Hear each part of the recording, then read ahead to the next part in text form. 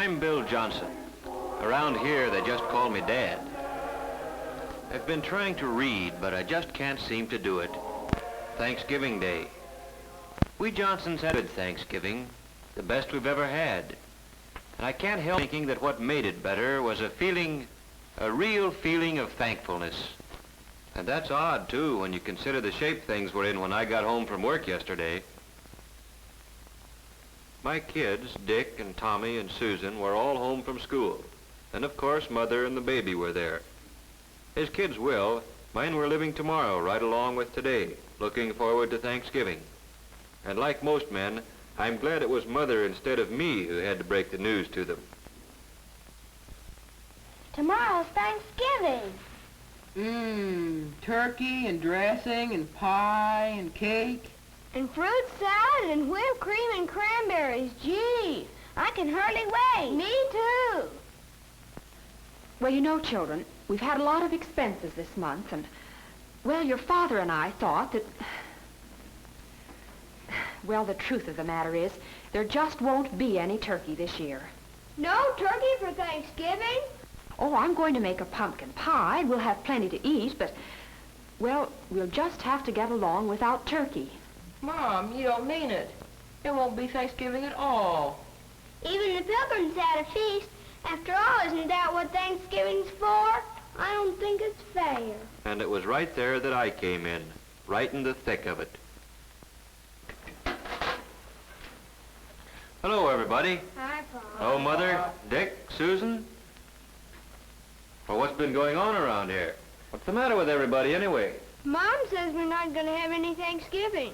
No turkey, no good thing. A fat lot we're gonna have to be thankful for. Oh, I don't think you kids really mean that. We do, too. We've always had turkey for Thanksgiving. Yes, and everybody else in the block's gonna have it this year, as always. Yes, we've always had turkey, just as a lot of Americans have had it, and we'll keep on having it. Turkey on Thanksgiving's a great American tradition. But what you kids are saying makes it sound as if the turkey's the only thing we had to be thankful for. Well, gee whiz, no, Dad. It's not that at all. Oh, I know, Dick. With turkey, it's easy to lose sight of what Thanksgiving really means. And don't think we're just making excuses because we don't have any turkey this year. Well, we know it'll mean a lot more to us the next time we do have it. Well, sure. Suppose we don't have a bang-up feast. We're still a lot better off than the Pilgrims. That's it, Dick. And do you other kids see what Dick's trying to say? Turkey or no turkey, we've still got all the freedoms and privileges the Pilgrims gave us. And out of those privileges have come a lot of things. Things the Pilgrims never even dreamed of. Why, we could make a list a mile long. Why don't we do it? Now, hold on a minute. You've got the idea, but it isn't something you can write down like a grocery list. You've got to feel it down deep before you can really be thankful for anything. I tell you what let's do. Let's take a little more time to think this over. When you get right down to it, there are some pretty tough decisions in making up your mind what means the most to you. Your life? Sure, that's one thing you can't get along without. But do you know that there are some places in the world today where you have to get along without just about everything else? Golly, Daddy. I guess I kind of got carried away. But I'll bet you one thing. If we really think over what we have to be thankful for, when we sit down to whatever Mother fixes to eat tomorrow, we'll be one family in America that will really have a Thanksgiving dinner. Well, that's how it got started. The Johnsons didn't have any turkey. And the kids, no, I mean everybody, likes to make something special out of a special day. So we fell back on something as old as the Pilgrims, toting up the common, ordinary blessings that we had to be thankful for. That night, I'd see Dick there building his model airplane, and Susan just playing. Only they weren't just playing. They were mulling things over, thinking big thoughts for such young heads. And as for Mother and Tom and baby Janet, and yes, me too, it was as if we had our eyes open for the first time, seeing all the things there were to appreciate in just any ordinary day in America. When Thanksgiving Day got here, we took our places around the table and we were ready. And then, well, we all knew it. There are some things you just can't say. But everybody in his own way knew what he had to be thankful for, and that this was the time to think about it. Tom was first. I am thankful for getting plenty to eat all the time, with extras that count, like cookies and milk after school. Like Mom says, I'm hungry all the time anyway, and if I didn't live in a country where there was plenty to go around, golly. And I'm thankful for the free public library, where I can get books about adventure. Jack London, Richard Halliburton.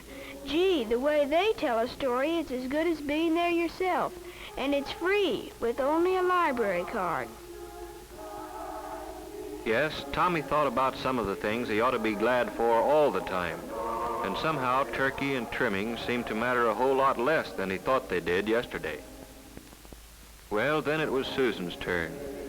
Susan's a happy-go-lucky kid. You'd never credit her with thinking beyond her dolls, but she got right into the spirit of it. I am thankful we have what we need to wear. Though Mother says it's hard to keep up with us, we grow so fast.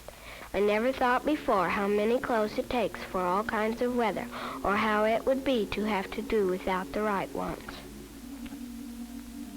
I'm glad to be able to go to Sunday school, or go to any church I want, any Sunday. I'm thankful for my mother and Daddy, that they are here with us, that both of them aren't too worried about things to take time to have fun with us. I'm glad we're a family, that families are still important in America. I guess Dick, being the oldest, was having some pretty serious thoughts. I am thankful for being able to get an education, for living where schools, all schools, open their doors to a guy who wants to learn, where school books are studied instead of burned, where a guy is rated by how much he knows, and the community is rated by how well it teaches him. I'm glad I've got a chance to play, batting a ball around once in a while. Stuff like that. I'm glad it's fun, growing up in America. Sure, baby Janet's too young to understand the big word Thanksgiving. She's too little even to tell us the things that make her happy. But we can tell, and maybe she's thinking about them now. Maybe she's thinking about the fun of splashing around in the tub and about how good it feels to be clean. About playtime with Mother and the security she feels in Mother's arms. And as for Mother, seems she's always working, cooking, ironing, tending children, daylight to dark. What does she have to be thankful for? I am thankful that my children had the privilege of being born safely and of growing up healthy and strong. I'm thankful that I have the privilege of guiding them as they become useful men and women.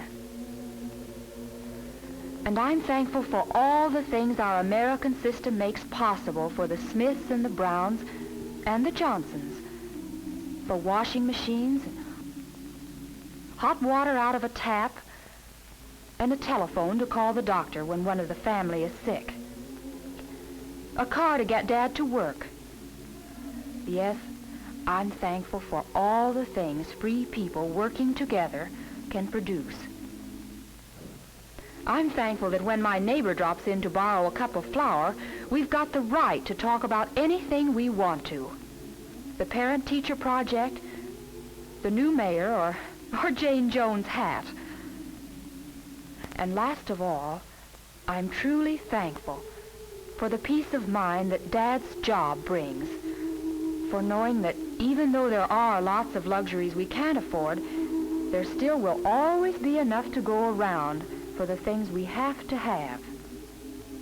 I'm glad Dad doesn't work slave hours, that there are evenings and Sundays and vacations when we can all be together. That's Mother for you, grateful for what America means to her family. And now for me. I've got so many things to be thankful for. I'm thankful for this house. It may need a coat of paint, it has a mortgage, but it's ours, a place where we can be together in privacy. And I'm thankful for the thing that makes this house our home, the happiness here, Not just today or on Christmas morning, but on a day-to-day basis all through the year. For knowing that a knock on our door means nothing to fear. A friend calling, or maybe a bill collector, or a kid selling magazines. You never know what to expect. But you can count on one thing. It's not going to be some political gangster coming to drag one of us off to jail because we believe in freedom. And I'm glad that that freedom we've got lets me choose the kind of work I like and can do best. Taking a sluggish motor and making it hum again. Makes me feel that somebody got to his work, or wherever he had to go, just because of me. And feeling like that gives me a lot of satisfaction. And I'm thankful for my newspaper. Just a few cents worth of printer's ink and paper, but more valuable than any amount of money. Because in it, the editor's got the privilege of printing what he thinks. And I've got the privilege of agreeing with him or not, however the facts strike me. And both of us, the editor and I, have the right to act on our opinions on Election Day, to vote for the principles we believe in. And finally, I'm thankful for being able to believe, in spite of everything, that somehow, someway, the unity we've got here in the Johnson family will someday spread to men and nations throughout the world. For all these things, we are truly and humbly thankful. Amen.